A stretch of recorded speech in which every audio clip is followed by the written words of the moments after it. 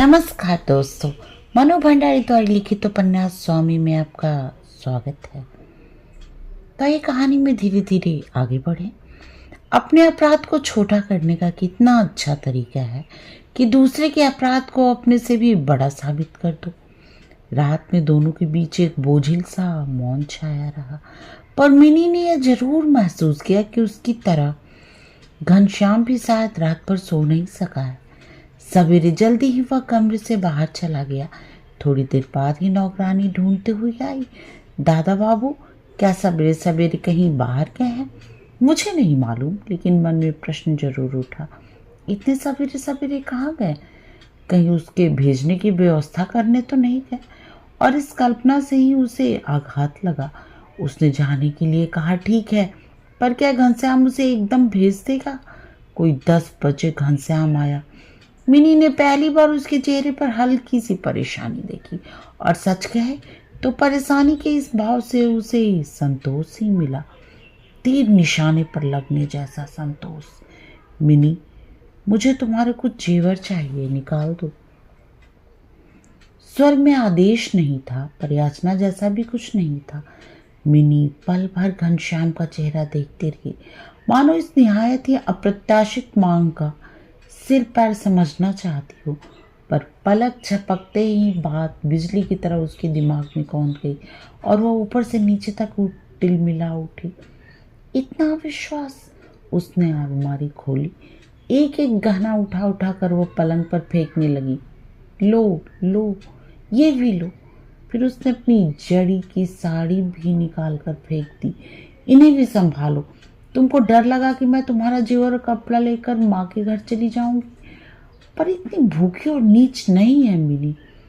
अपने आवेश से वह खुद ही कांपने लगी। घनश्याम ने केवल इतना ही कहा, तुम मुझे गलत समझ रही हो मिनी, और 3-4 चीजें उठाकर बाहर चला गया। पलंग पर पड़ी बची हुई चीजें उसके मन में जैसे 100 डंक चुभाने लगी। सास देवरानी के किए हुए आज तक के सारे अपमान उसे इस अपमान के सामने बड़े हल्के लगने लगे। उसकी नीयत पर शक, इतना अपमान, और वो भी और किसी से नहीं, अपने ही पति से। अब वो यहाँ नहीं रहेगी। उसने जैसे मन ही मन फैसला कर लिया। घनश्याम आएगा तो साफ शब्दों में अपना फैसला सुना देगी। अपने कहने और घनश्याम की प्रतिक्रिया का अनेक चित्र उसकी आंखों के सामने बनते बिगड़ते रहे। कभी लगता घनश्याम बहुत कुपित हो आया है, तो कभी लगता जैसे वह बहुत आहत हो आया। उसके चेहरे पर मिनी को रोक लेने का एक बड़ा ही कातर सा आग्रह उभर आया। कभी उसके सारे संकल्पों पर अंकुश सा लगाता उसका वही दृढ़ निर्णयात्मक स्वर गूंज जाता, तुम्हें कहीं नहीं जाना है मिनी, तुम यहीं रहोगी बस। और उसे लगा जैसे यही सुनने के लिए इतनी देर से वह संकल्प विकल्प के जाल में उलझ रही है। मन तो जैसे बराबर यही चाह रहा है, घनश्याम उसे रोक ले, उसका मान रह जाए, घर वालों के सामने वो सिर उठाकर चलने लायक हो जाए। पर सारा दिन बीत गया, घनश्याम नहीं आया। बस जब तब उसको सुनाने के लिए कहे गए सास के व्यंग्यवान ही उसके कानों में पड़ते रहे। रात में भी घनश्याम नहीं आया। एक अव्यक्त से भय और आशंका से मिनी का मन थरथराता रहा। बिना कुछ भी कहे आखिर कहाँ चला गया घनश्याम? दूसरे दिन अखिल जब ऑफिस जाने लगा तो आवाज को सप्तम स्वर पर चढ़ाकर माँ ने मिनी को सुनाते हुए कहा, बेटा अखिल, घनश्याम तो हो गया है मिट्टी का माधो। कल से जाने कहाँ मुंह छिपाए छिपाए फिर रहा है। उससे कुछ होगा भी नहीं। अब तुम ही कुछ करो। अखिल ने कुछ कहा भी नहीं या नहीं, कुछ सुनाई नहीं दिया। फिर माँ का ही स्वर सुना। अखिल ने कुछ कहा भी या नहीं, कुछ सुनाई नहीं दिया। फिर माँ का ही स्वर सुनाई दिया, इस घर में तो अब एक दिन भी नहीं रहा जाएगा। हमारी अपनी भी तो कोई इज्जत है। घर में जवान लड़की बैठी है। नहीं नहीं, बहुत हुआ। अब तुम अपनी दुकानें भी अलग करो और अपना घर भी। मैं तो इस पाप की गठरी को एक दिन भी बर्दाश्त नहीं करूंगी। सब ओर से जड़ हुआ मिनी को यह सुनना था। उसने सुना। अखिल ने कोई व्यवस्था की या सुझाई, मिनी को नहीं मालूम। पर उसके जाने के बाद 2 घंटे बाद ही चारू के मुंह से ये सुनकर कि नरेंद्र बाबू आए हैं और बाहर बैठक में बैठे हैं, उसने खुद अपनी व्यवस्था कर ली यंत्र चालित सी वह बाहर के कमरे में गई और कहा, नरेन, मैं तुम्हारे साथ चलूंगी। स्वर में ना आवेश था, न उद्विग्नता था, तो केवल एक दृढ़ संकल्प। नरेंद्र अवाक, जैसे मिनी की बात पर विश्वास न हो रहा हो। तुम इसी समय स्टेशन चले जाओ, मैं तुम्हें वहीं मिलूंगी। तुम सच कह रही हो मिनी? बड़ी अधीरता से नरेंद्र ने पूछा। जो कह रही हूँ वही करो। और मिनी लौट पड़ी। तुम आ गई, मैं जानता था तुम आओगी। आवेग में नरेंद्र जाने क्या क्या बोलता चला जा रहा था, पर वे सारे शब्द मिनी को मात्र अर्थहीन ध्वनियां लग रहे थे, जो न उसकी समझ में आ रहे थे न उसे कहीं से छू रहे थे। वो बस जड़ प्रतिमा की तरह उसके सामने खड़े थी। नरेंद्र ने उसे बांह से पकड़कर बेंच पर बिठाया। यह क्या, तुम तो एकदम ठंडी हो रही हो। मिनी चुप। लगता है तुम बहुत सहम गई हो। देखो, गाड़ी आने में तो अभी 5-6 घंटे की देर है। मैंने पास की धर्मशाला में एक कमरा ठीक कर लिया है। चलो वहीं चलकर तुम आराम करो। और बांह का सहारा देकर ही उसने मिनी को उठाया। तुम इस खटिया पर आराम करो, मैं कुछ खाने की व्यवस्था करके आता हूँ। लगता है भूखी प्यासे ही निकल आई हो। मिनी एक आज्ञाकारी बच्चे की तरह खाट पर लेट गई और उसने आंखें मूंद ली, पर मन उसका जैसे किसी अतल गहराई में डूबता जा रहा था। घर से भाग आने की कोई थ्रिल नहीं। कोई आ न जाए, वो पकड़ी न जाए, इस बात का भय भी नहीं। नरेंद्र के साथ जीवन की, अपने मनचाहे जीवन की कोई तस्वीर इसके सामने नहीं उभर रही। बस मन दौड़ दौड़ कर अतीत में ही लौट रहा है। जिस अतीत को स्वेच्छा से छोड़ आई, वही जैसे बराबर खींच खींच कर उसे अपने में बांध रहा है। वह उछाल उछाल कर जेवर फेंक रही है। पलंग पर नहीं, घनश्याम के मुंह पर। लो लो। अचानक हाथ का एक नुकीला बनावट वाला कंगन उसके ललाट को काट कर नीचे जा गिरा और घनश्याम के चेहरे से खून बह रहा है। सारे दिन की भाग दौड़ के बाद घनश्याम थका मांदा घर आया है, पर कोई से हाथ मुंह धोने के लिए पानी देने वाला नहीं। वो खड़ा है तो खड़ा है। रात के आलू और करेले से वो किसी तरह सूखा भात खा रहा है। बीच बीच में पानी का सहारा ले लेता है। वो बुखार में पड़ा है। दवाई तो दूर, उसे कोई पानी को पूछ भी नहीं रहा। लौटकर घनश्याम ने मिनी की लिखी एक पंक्ति पढ़ी है और हमेशा निर्मल और प्रसन्न रहने वाले उसके चेहरे पर विषाद और अवसाद की छाया घिर आई है। वो नजरें नीचे किए बीच आंगन में खड़ा है। ननद फिस से करके हंसी जा रही है। देवरानी मुंह टेढ़ा करके किसी तरह अपनी हंसी रोक रही है और सास है कि हाथ नचा नचा कर उसे ही धिक्कार रही है, उसी की भत्सना कर रही है। और वो सब कुछ इस तरह सुन सह रहा है जैसे दोष मिनी का नहीं, उसका ही है। घर से मिनी नहीं, वो खुद भागा है। सहानुभूति का एक शब्द नहीं, स्नेह का एक स्पर्श नहीं। मिनी को परिवार वाले के अन्याय और अपमान से बचाने के लिए किस तरह घनश्याम कवच की तरह उसके पीछे पीछे रहता था। अपनी सारी विनम्रता के बावजूद जिसने कभी घर वालों को मिनी के आत्मसम्मान पर ठेस नहीं पहुंचाने दी, आज उसी को वह घर वालों का निर्मम उपहास सहने के लिए छोड़ आई। घर वालों द्वारा किए हुए अपमान की ज्वाला में झुलसने के लिए छोड़ आई।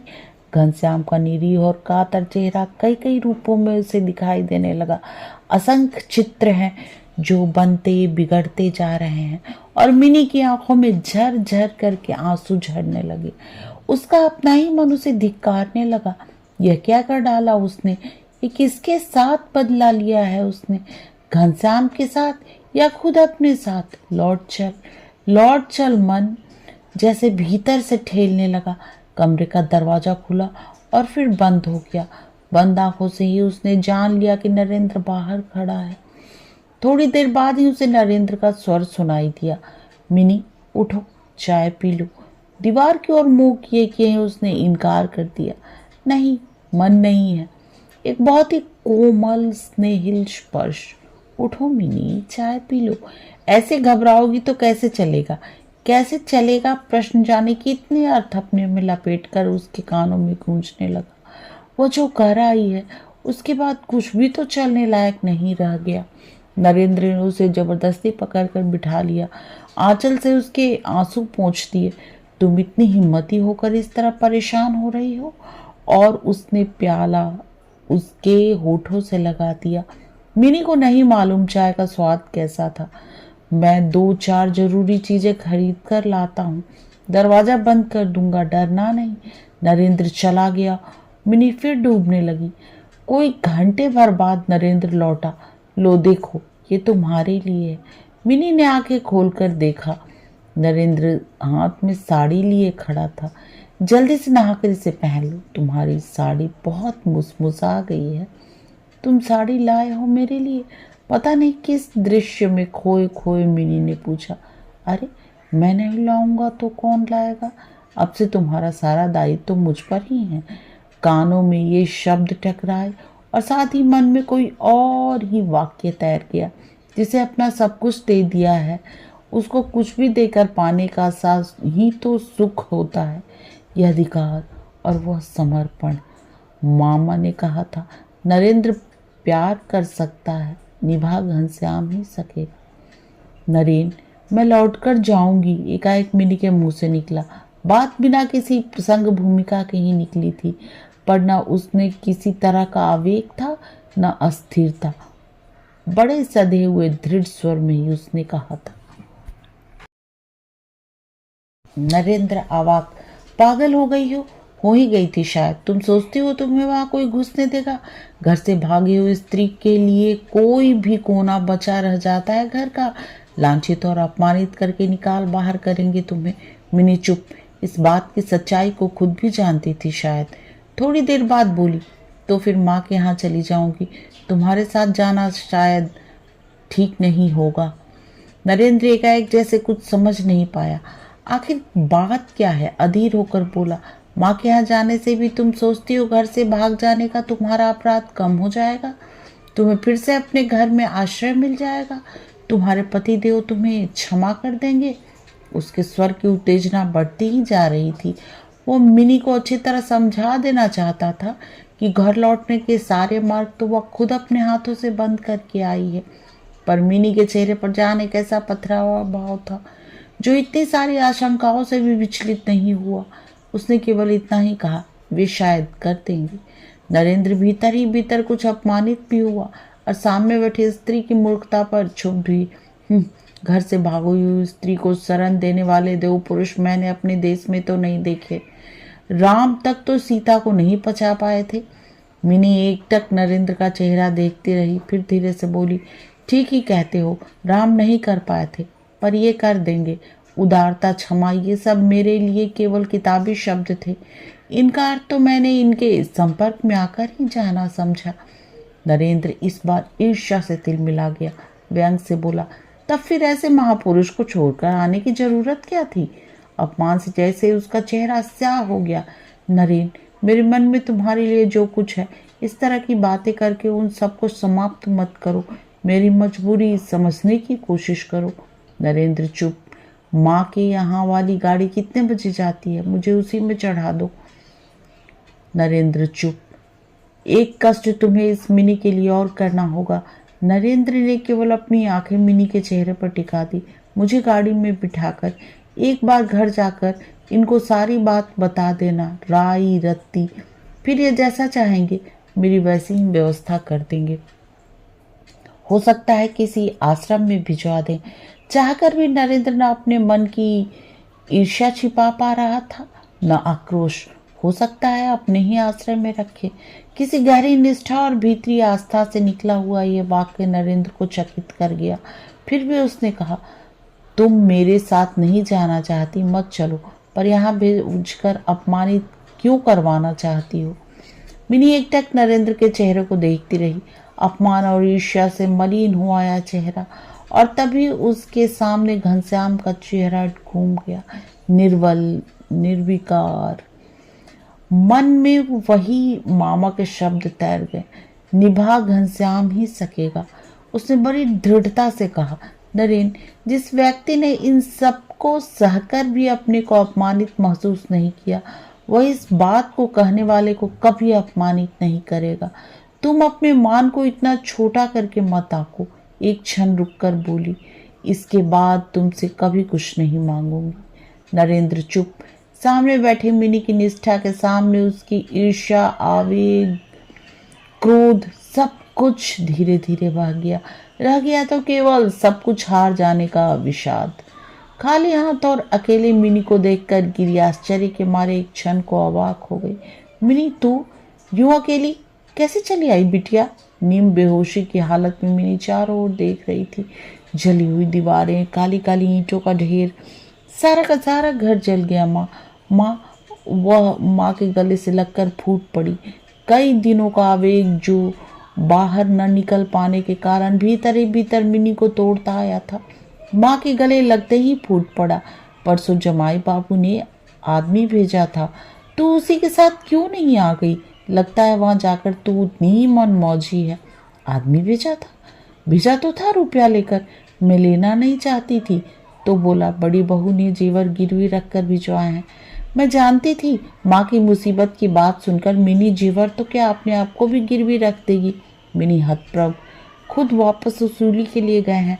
आदमी बोल गया है कि थोड़ा रुपया हाथ में आते ही मकान ठीक करवाने आएंगे, पर तो उन्हीं के साथ आती ना। इस तरह अकेले चले आना क्या ठीक लगता है? मिनी की आंखों से झरझर आंसू बह चले। कितना अन्याय कर बैठी है वो, कैसा घोर अन्याय। अरे तो रो क्यों रही है बेटी? घनश्याम के यहाँ तो सब ठीक हो जाएगा, चिंता किस बात की? ये सब कुछ ठीक कर देंगे न माँ। अपने में ही डूबी डूबी मिनी बोली, हाँ हाँ कर देंगे, तू चलकर नहा खा। फिर बहुत ही लाड़ भरे स्वर में बोली, देखो तो ऐसे उठकर चली आ जैसे पड़ोसी के घर जा रही हो। सास ने कुछ कहा नहीं? तेरी सादतों को देखकर ही तो घनश्याम को सौंपा था तुझे, और ब्याह के बाद पहली बार आई अपनी लाडली बेटी के लिए जाने क्या क्या व्यंजन पकाने बैठ गई। पूजा घर जल गया था, इसलिए गिरी ने रसोई में ही एक और ठाकुर जी को सजा रखा था। मिनी एकटक ठाकुर जी को देखती रही। माँ ने मिनी को इस रूप में कभी देखा नहीं था। उनके चेहरे पर मुस्कान फैल गई। माँ, सारा घर जल गया, तुम्हें चिंता नहीं होती? अब क्या होगा? एकटक अपने ठाकुर जी की ओर देखते हुए गिरी बोली, कैसी चिंता बेटी? जिसने अपना सुख दुख भूत भविष्य सब कुछ स्वामी के हाथों में सौंप दिया, उसे कैसी चिंता? मेरी बिगड़ी वे ही बनाएंगे। मिनी कभी ठाकुर जी को देखती, कभी माँ की निष्ठा को। पूरा दिन और पूरी रात मिनी ने एक विचित्र से संशय में काटी। लेकिन दूसरे दिन दोपहर को जब माँ का पुलकित स्वर सुनाई दिया, ले मिनी, जमाई बाबू तो आ ही गए तुझे लेने, तो उसे लगा नहीं। संशय तो एक क्षण के लिए भी उसके मन में नहीं था। ये विश्वास कितनी गहरी जड़ जमाए बैठा था मन में कि एक बार इस गुरुतर अपराध के लिए भी क्षमा मांगने का अवसर मिलने देने के लिए स्वामी आएंगे, जरूर आएंगे। मिनी, मैं तुम्हें लेने के लिए आया हूँ, घर ले जाने के लिए। तो उसकी आंखें छलछला आई। भावावेग के कारण पत्ते की तरह थरथराती हुई उसकी देह अवश होकर स्वामी की बाहों में जा गिरी और दो भुजाओं की जकड़ में उसे लगा। सारी भटकन समाप्त हो गई है, सारे द्वंद्व समाप्त हो गए। निश्चिंत और पूरी तरह आश्वस्त हुआ है। उसके मन में माँ का वह वाक्य ही गूंजता रहा, जिसने अपना सारा सुख दुख भूत भविष्य सब कुछ स्वामी के हाथों में सौंप दिया, उसे कैसी चिंता। कहानी समाप्त। यहाँ तक सुनने के लिए आप सबका बहुत बहुत धन्यवाद।